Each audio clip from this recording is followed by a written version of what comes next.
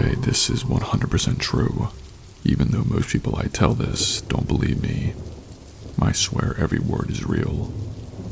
When I was a kid, my parents would let me stay up late on the weekends, and I loved it. It was my little freedom. I'd watch TV in the living room until I couldn't keep my eyes open anymore. I always felt like such a grown-up, staying up later than everyone else in the house. One night I was dozing off on the couch. The TV was on low when I heard this noise from outside. At first I thought it was just the wind, but then I realized it was the sound of our old porch swing creaking, moving back and forth. The thing is, it was completely still that night. No wind at all. I sat up a bit, half asleep, but a little on edge now. Something did not feel right. I slowly crept over to the bay window in our living room and peeked through the curtains. My heart stopped. Sitting on the porch swing was an older woman, maybe in her 50s, wearing nothing but a nightgown, and she was covered in blood. Her hair was wild, sticking up in all directions, and in her hand was a massive kitchen knife. I remember the moonlight glinting off the blade like it was yesterday. I froze. I did not know what to do. For a moment, I thought I was still dreaming. I stood there, staring at her, trying to make sense of what I was seeing. Then she moved. She slowly started swinging the porch swing with her feet, like she was just enjoying the night, except she was drenched in blood. That's when I snapped out of it and bolted. I ran, screaming into my parents' room, but I was so freaked out that I couldn't get any words out. I was shaking, just standing there, trying to get them to understand what I saw. My dad jumped out of bed, half panicked but mostly pissed off, thinking I was playing a joke or having a nightmare. When I finally blurted out what I saw, he got real serious for a second, but then his face changed, and he told me it was just a bad dream. He was trying to calm me down, but I wasn't having it. I kept screaming, refusing to go back to the living room. I was hysterical at this point, so he decided to prove me wrong. He grabbed my arm, dragging me towards the front door. I was kicking and screaming the whole way, begging him to stop. I knew she was still out there. I just knew it. He yanked open the front door, about to say, "See, there's nothing." But then he stopped, dead in his tracks. The woman was still there. She was standing now, holding that knife, and staring right at us. Her eyes were wide, like she was in some kind of trance. Blood was smeared all over her hands and arms. I've never seen my dad scared like that, ever. He slammed the door shut so fast, locking it, and yelled at my mom to call the cops. He grabbed a shotgun from the closet and went back to the door, cracking it open just enough to stick the barrel out. He yelled at her, asking what she was doing, and she did not even flinch. She just looked at him with this blank expression and said, "Somebody killed my husband, but it wasn't me." He told her the police were coming, and that's when she lost it. She started mumbling to herself, walking away with the knife. We watched from the window as she wandered down the street. About 15 minutes later, we saw the police cars rolling up. Turns out, they found her a few houses down, trying to break into one of our neighbors' homes. She was still clutching the knife, still covered in blood. Later, my parents told me she was some lady from a few streets over. Apparently, she was mentally unstable and had gone off her meds. She and her husband had gotten into a fight that night, and she tried to stab him. He managed to get her out of the house, but she cut herself in the process. She wandered the neighborhood afterward, trying to find a way back in, or who knows what else. The cops never really gave us the full story, but that's what we heard from the neighbors. I never slept in the living room again after that. Even now, the sound of creaking porch swings makes my skin crawl.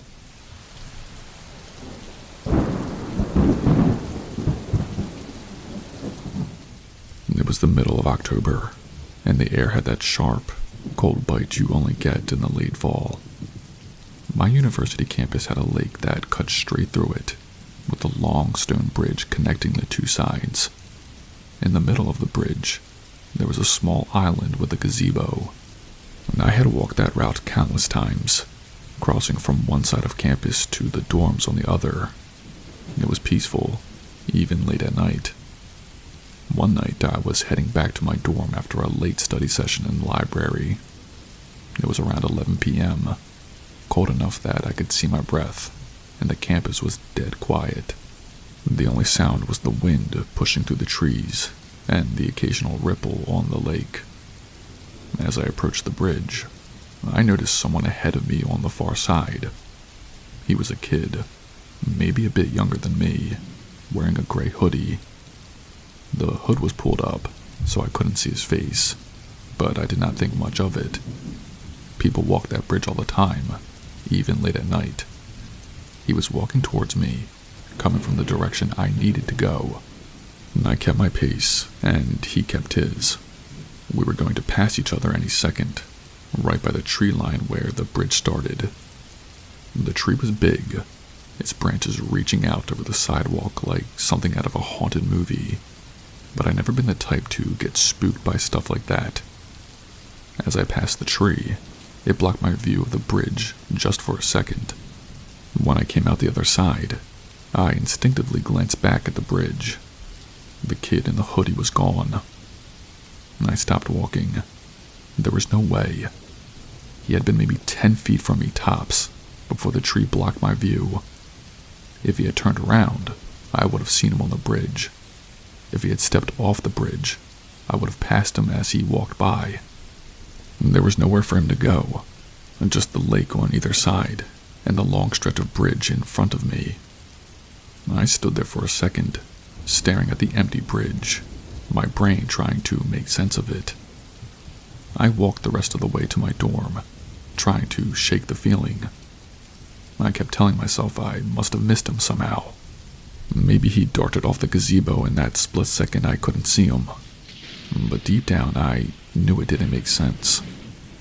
A year later, I'd almost forgotten about it, until I mentioned it to a friend who had been abroad when it happened. We were catching up, and I started telling him about that night. Before I even got halfway through, he stopped me, a weird look on his face. "Wait," he said, "and did you see a guy in a hoodie disappear?" I just froze. I hadn't even told him about the disappearing part yet. Apparently, he'd had a similar experience during his freshman year. Same bridge, same hoodie. He had been walking late at night, and the guy just vanished right in front of him. And after that, I avoided that bridge at night as much as possible. I did not talk about it much with anyone else, but every time I had to cross it, that weird feeling came back. And to this day, I still think about that kid in the gray hoodie, and how he just disappeared into thin air. And every time I think about it, I wonder, what the hell did I actually see?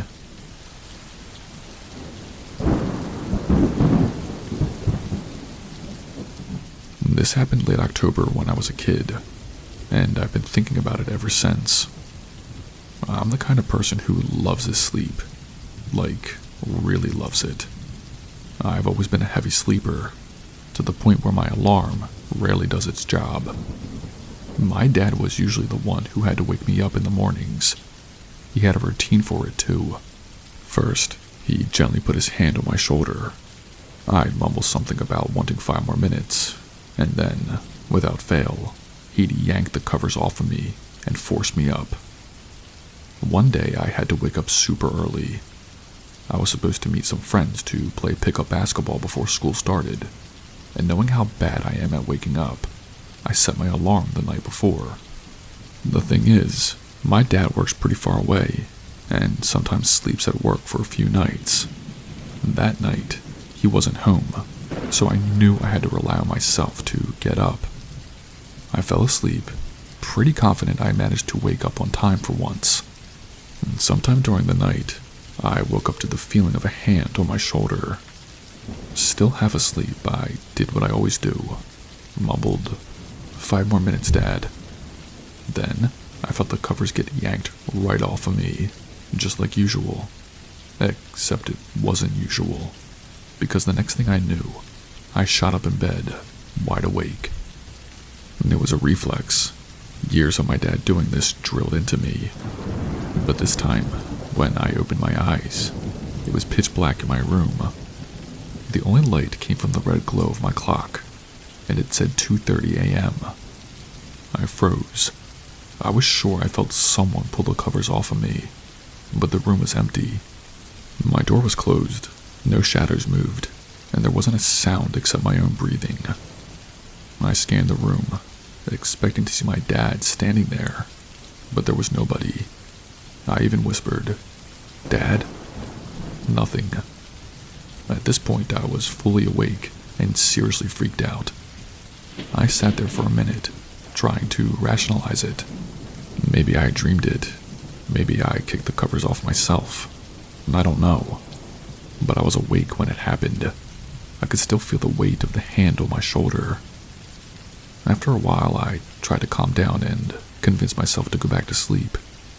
Eventually, I did.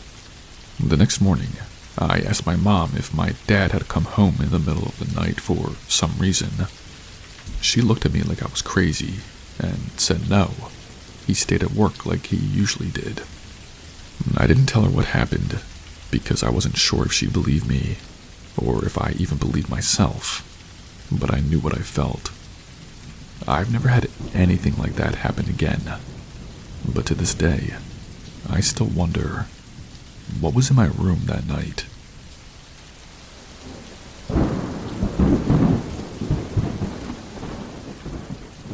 This is a true story, and I still can't fully explain what happened. It was my roommate Steven's 30th birthday, and we decided to throw a party. We had cake, balloons, weed, and booze, the usual mix for a good time. The apartment was packed with people, and the night was full of laughter and music. At some point, one of Steve's friends got the idea to head to the casino. He told Steven he'd give him $100 to gamble with, but only if he came along. Steven was all for it, so he started gathering his things. Soon enough, everyone else followed suit, and the party started winding down. Within 15 minutes, the apartment was empty, except for me. I wasn't tired yet, so I figured I'd clean up a little. I threw out some trash, turned off the music, and switched off most of the lights, leaving only the one in my bedroom on. After tidying up, I changed into my nightwear and climbed into bed to watch some TV. That's when I first heard it. A faint dragging noise, followed by a soft plop. I paused the show I was watching, listening closely.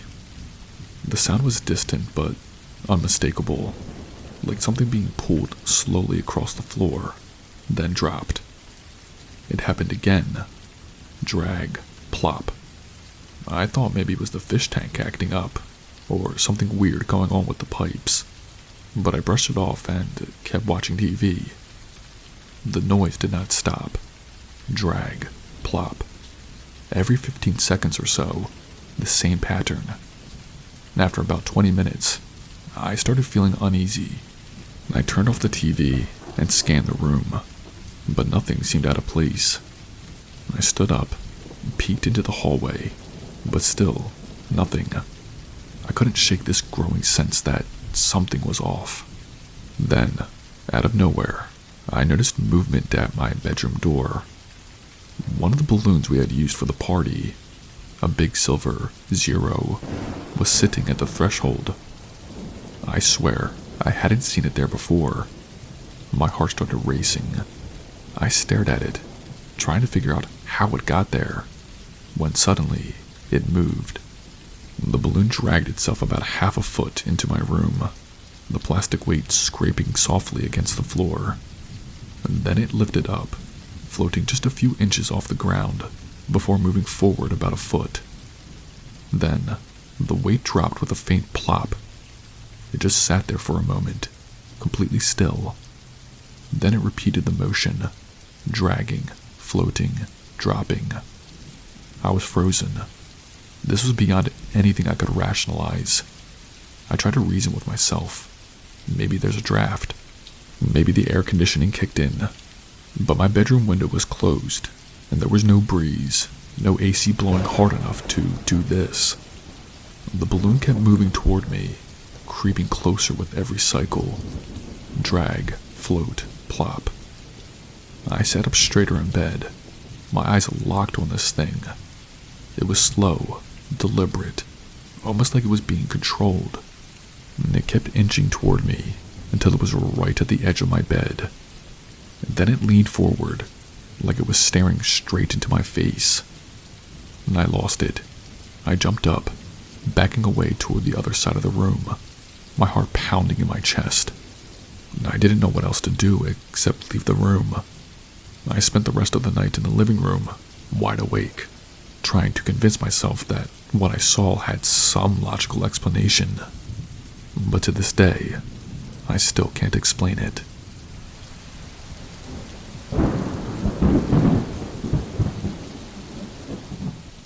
When my mom was about 16 or 17, she was often left in charge of her 5 younger siblings. The oldest 5 were all 2 years apart, so there was a constant stream of toddlers, preteens, and kids running around. And babysitting wasn't anything new to her. She was used to it, wrangling her siblings, getting them to bed, and making sure they didn't burn down the house. One winter evening, my grandparents went out for the night, and my mom, as usual, was left in charge. The snow had just started to fall, light enough to leave a thin layer over everything, but not enough to keep anyone inside. Her siblings were scattered throughout the living room, watching TV while my mom sat on the couch with her back to the window. And everything was pretty normal until the phone rang. She answered, figuring it was one of my grandparents calling to check in. Instead, it was the neighbor from across the street. They'd always been friendly, and my grandparents trusted them to keep an eye on the house if anything seemed off. The conversation started out innocently enough, but then it took a weird turn. The neighbor's voice was calm, but a little too calm. They said, "Hey, don't turn around, but we're looking at your house right now. We can see you're sitting on the sofa. Your siblings are watching TV, right?" Mom confirmed it, unsure why they were asking. "Okay," the neighbor continued. "There's a man outside your house. He's standing right at the window, staring inside at all of you." My mom froze. She glanced at her siblings, still glued to the TV, completely unaware of what was happening. "Don't move," the neighbor said. "We've already called the police. Just stay where you are and don't make any sudden movements." She couldn't bring herself to look. The thought of someone standing right behind her, staring in through the window, paralyzed her. She could feel her heart pounding in her chest, but she kept her voice steady for the sake of her siblings. She quietly told them to keep watching TV, trying to act like nothing was wrong. Minutes felt like hours. She could hear the sound of her own breathing, the hum of the TV, and the faint crunch of the snow from outside. Finally, red and blue lights flashed through the curtains, and she heard the familiar slam of car doors.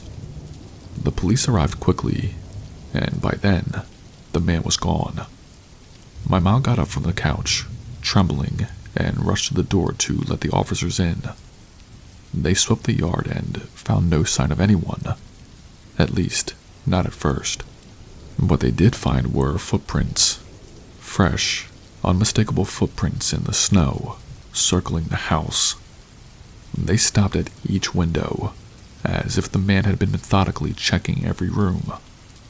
The snow wasn't deep, but it was enough to capture the distinct outline of the man's boots. Whoever it was had been there long enough to walk around the entire house, staring in. The police followed the trail, but it led off into the woods behind the house, where it disappeared. They never caught the guy.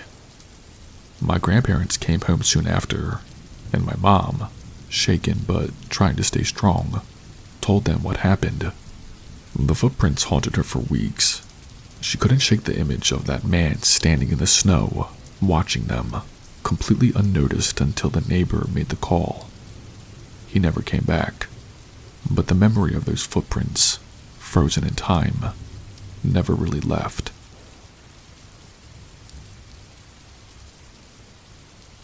Hey, what's up guys? It's Spooky. If you've made it this far, congratulations, you survived. If you did not know, I have an Instagram. Follow me on there so we can connect. I also have a Patreon. On there you'll have direct access to me and can see the upcoming videos, polls, and soon-to-be exclusive stories only shared on there. If that's something that interests you, please consider joining. That's all I have for you guys tonight. Stay spooky and I'll see you in the next video.